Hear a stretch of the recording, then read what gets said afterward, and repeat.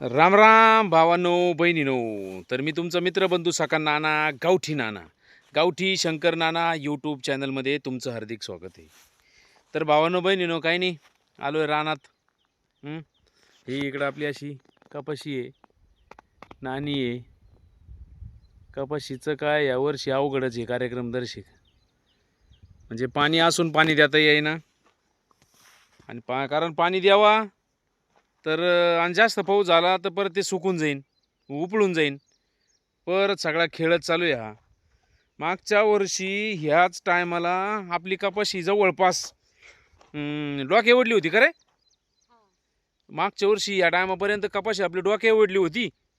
पण यावर्षी काय सारा कपाशीचा खेळच चाललेला आहे. हां अहो, अशा भेगा पडल्या. आता तुम्हाला दाखवा, जमिनीला अशा भेगा पडल्यात. हे बा, खोटं बोलत नाही भाऊ, पाहिलं ना, अशा भेगा पडल्यात. काय माल चालायचा आहे तुम्ही सांगा बरं. आहे की नाही रे. काहीच नाही ना, हे काय आहे बरं, आता एवढं होऊन बी आहे ना, तुम्हाला सांगतो भावांनो बहिणीनो, सरकार विमा देणार नाही, काहीच नाही, काहीच नाही. शेतकऱ्यासाठी काहीच नाही राहत. शेतकऱ्यासाठी काहीच नाही. तिकडं आमदार फुटायला, खासदार फोडायला, अहो पोरांचे पेपर फोडायला सुद्धा पैसे आहेत यांच्याकडे. पण आपल्यासाठी काहीच पैसा नाही यांच्याकडे. काहीच नाही, काहीच नाही. शेतकऱ्यांना ना फक्त कष्ट करणे आणि जीवाला जाळणे. बस बस बस बस, तेवढ्याशिवाय पर्यायच नाही दुसरं काही. आता एवढं असं सोन्यावानी पीक आलं हे, याला पाऊस नाही. हे बघा, हे असे पाते झाले, एवढले कैऱ्या झाल्या, पाते. हे काय हे झालं, झाडांना झाले, सगळ्या झाडांना झाल्या, मस्त लय भारी आले. पण आता त्याला एका पावसाची गरज आहे. आता तुम्ही म्हणता का पाऊस काय सरकारच्या ताब्यात आहे का? मग पाऊस सरकारच्या ताब्यात नाहीये बरं का. पण मी सांगतो ना तुम्हाला, मग याच्यासाठी जे विमे आहेत, हे विमा कंपन्या यांच्याच, सगळं सरकारचंच. म्हणजे ते पहिलं नव्हते म्हणत का, नवऱ्यानं मारलं आणि पावसानं झोडपलं, तक्रार कोणाकडे करायची? कोणाकडेच करायचं नाही. म्हणजे असं आहे, आता कसं राहतं शेतकऱ्याकडे लय कांदा जर असला ना, हा, आता ते एक आता पाहिलं ना, शेतकऱ्याच्या कांद्याला भाव वाढले, लागली लगेच त्रास व्हायला, सगळ्यांनाच त्रास व्हायला लागला. आपण काय समजा नोकरीवाल्यांच्या विरोधात नाहीये, पण मग शेतकऱ्यांना भाव भेटायला लागले 2 रुपये. बरं, ज्या वेळेस शेतकऱ्यांना 2 आणि 3 रुपयाना कांदा विकला, त्यावेळेस हे कुठे गेले होते? काय माहिती त्या टायमाला कुठे गेले होते. एखाद्या शेतकरी उठल्यापासून कष्ट बर, करतो, आता तुम्ही पहा, झालं का आता हे कांद्याचा विषय झाला. रात्री पाणी भरायला जातो शेतकरी. लाईट जर आली ना, तर तर त्याला झोप येत नाही, तो डायरेक्ट लगेच मोटरीच्या स्टॅटर पर्यंत जाईल. रानात येत नाही तर लगेच लाईट जाते, परत त्यांना स्टॅटर पर्यंत जायचं. किती शेतकऱ्याच कष्ट आहे. म्हणजे रात्री झोप नाही आणि दिवसा तर नाहीच नाही, पण रात्री नाही. आणि झाला आता या पावसानं किती लावून धरलंय, किती कपाशा भारी, सगळ्यांच्याच भारी, पण त्याला पाऊस नाही. हा, बरं, झालं का आता हे कांद्याचा विषय झाला का. तुम्ही पहा, ज्यावेळेस शेतकऱ्यांना 2 आणि 3 रुपयानं कांदा विकला, त्यावेळेस कुणीच काही म्हणलं नाही. आता लगेच कांद्याचे भाव वाढायला लागले का, आता लगेच काय, गृहिणीचं बजेट कोलमडलं, कांद्याला भाव वाढले, कांद्यानं रडवलं, लगेच तुम्हाला त्रास. लई त्रास होतो. आणि आता पहा तुम्ही, शेतकऱ्याच्या ऊस काय भाव घेतला? 3000 रुपये. साखर, आता साखर पाहिली का तुम्ही? साखर काय किलो झाली? 70-75 रुपये किलो साखर झाली. साखर आता नाही बजेट कोलमडलं तुमचं? नाही, आता कसं काय कोलमडन हो? बरोबर आहे की नाही? आता नाही बजेट कोलमडायचं. तेव्हा माझी स्पष्ट विनंती आहे सरकारला, का जर तुम्ही असं साखरेचे, समजा साखर तयार, शेतकऱ्याचा जो कच्चा माल आहे तो शेतकऱ्याच्याच वावरातला आहे. मग जर तुम्हाला 80 रुपये किलो ना साखर विकायची, 70 रुपये किलो ना तुम्हाला साखर विकायची, मग शेतकऱ्याच्या ऊसाला तुम्ही द्या ना 6000 रुपये भाव. द्यायला काही हरकत 6000 रुपये टनानी तुम्ही भाव द्यायला पाहिजे का नाही? पाहिजे, कारण शेतकरी का जीवाकडे पाहत नाही. कितकं मोठ्या ऊसात घुसून तो पाणी सरीला गेलं का नाही ते पाहतो. प्रत्येक सरी हिंडतो तेव्हा शेतकऱ्याच्या. आणि हे काय करते माहितीये का, भाव नाही, कांद्याला भाव नाही, साखरेला भाव नाही, तुरीला भाव नाही. अरे भाव आहे कशाला? तुम्ही विचार करा. तुम्ही शेतकऱ्याच्या वावरातून ज्या वेळेस भुईमुगाच्या शेंगा विकल्या जात्या का, त्या शेंगा विकल्या जात्या कमीत कमी 30-35 रुपये किलो ना, आणि शेंगदाणे 150 रुपये किलो. कारण शेंगदाणे त्याच्यावर प्रक्रिया करून येतात ना, शेतकऱ्याच्या तिथून नाही येत ना डायरेक्ट. तुम्ही पहा दुधाला, शेतकऱ्याचं दूध आहे, शेतकऱ्याच्या दुधाला काय भाव आहे? 40 रुपये. आणि मी खूप असे धन्यवाद मानतो तुकाराम मुंडे साहेबांचे, का त्यांनी ही जी दुधातली भेसळ आहे, ही जी दुधातले काळे भोके आहे का, हे नीट केले. बरोबर आहे ना हां, मग. कारण तुम्ही शेतकऱ्याच्या तिथून ओरिजिनल दूध घेऊन त्याच्यात भेसळ करून हे लोक आहे का, ते दूध आहे का असं याला देत होते ना, कशाला, भेसळ करून विकत होते ते दूध, भेसळ करून विकत होते. बरोबर आहे की नाही? आणि कोणताही शेतकरी दुधात भेसळ करीत नाही. शेतकऱ्या दुधात काय राहतं जास्तीत जास्त? पाणी. त्याच्यात पण लई नाही राहत. लई आता झालं पाणी तर टाकीतच नाही शेतकरी, कारण आता बादली फॅटवर हिसळून. भाव आहे. बादली हिसळून पाणी जरी टाकलं हा, ना, ज्याला तरी लय ते हिसळ आहे ना, तोच हिसळून पाणी टाकीतो. अशा या पद्धती आहे भावांनो बहिणींनो. काय सांगावं तुम्हाला, शेतकऱ्याचे लय हाल आहे हो. आणि शेतकरी एवढा कष्ट करू पीक पिकवतो लेकरा बाळासाठी.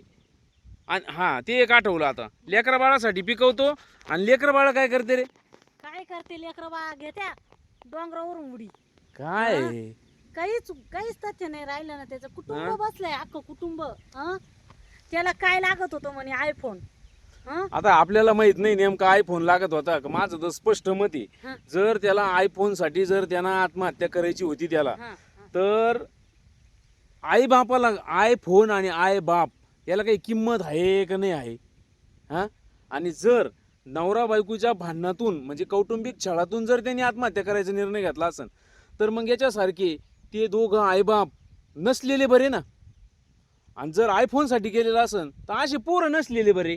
अहो ना, पोरग झालेलं ते बरं ना. मग राहिलं ना एखादं म्हणलं नाही यांना पोर सोर नाही, ते बरं ना. वांज राहिलेलं बरं, हा, पण असे पोरं नको. तिने असं केलं त्या आई बापाच्या जीवाला. कसं म्हणजे तो स्वतः तर गेला बापाला धरून ओढलं त्यानं, आणि तो गेल्यामुळं ते दोघं गेल्यामुळं त्या आईला वाटलं आपण तरी कायला जगायचं, कारण तर एवढं दुःख घेऊन तिनं मग? लगेच उडी घेतली. काय अवस्था अख्खं आहे, कुटुंब बसलं ना तिथं. अख्खं काहीच कुटुंब उपयोग नाही. बसलं. मग काय त्याच्यासाठी आयुष्यात का? जी मजा राहिली मला सांगा बरं तुम्ही. त्याच्यासाठी का प्रत्येक मुलांनी आई बापाला समजून घेण्या म्हणजे हे लई मोठं हे. त्यांनी असं नाही, आई बापा कष्ट करते, कष्ट करून सगळ्या गोष्टी, तरी तुम्हाला सगळी हाऊस पुरवते. नाही आज नाही, 1-2 दिवस उद्या लेट का होईल. ना. पण मग अरे ती करतेच ना. माऊली गळ्यातलं मंगळसूत्र त्याच्याकडे फेकीत होती तरी त्यानं ऐकलं का, नाही. नवरा सोडीते पण तू जग. हा, हा, तरी त्यानं तेच त्याच्या जे मनात होतं तेच करायचं होतं त्याला. तेच करायचं होतं. 2-2 तास जर तुम्ही आईबापाच्या, काय आता बोलण्यातच मजा नाही राहिली काही गोष्टीत. काय आई सगळ्याच बाजूना अडचणीचा सामना चालू आहे सध्या, सगळ्याच बाजून झालं. सगळ्याच बाजूने. हा. त्या पोरांनी थोडा सरी विचार करायला पाहिजे होता, थोडा तरी. आई बापाचा विचार जर केला असता ना त्यानं पर्यंत गेला नसता. गेलाच नसता. केला का त्यानं विचार? त्याच्यासाठी सगळ्या पोरांना सांगण्याचं कळकळीचं विनंती आहे का, पोरांनो आई बापावर रुसू नका. तुम्ही आई बाप कोणत्या परिस्थितीतून कसं काय काय राहिले आणि तुम्हाला कसं शिक्षण देऊ राहिले याची जाणीव ठेवा. बरोबर आहे ना. हा, प्रत्येक जणांना जाणीव आणि ठेवा. तुम्हाला सगळ्या गोष्टी भेटत्या ना आयुष्यात, आईबाप नाही भेटत. आई बाप भेटणार नाही त्याला. नाही आई बाप नाही का, त्याला विचारा का काय परिस्थिती राहते.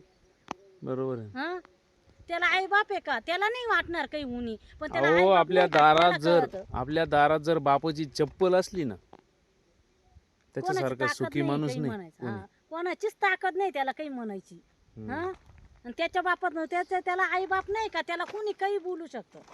असं त्याच्यासाठी जे पोरांनी कळकळीची विनंती आहे का, त्याला विचारा, ज्याला आईबाप नाही त्याला. आई बाप आहे ना त्यालाच विचारा, आणि त्याला नाही आहे का त्याला विचारा.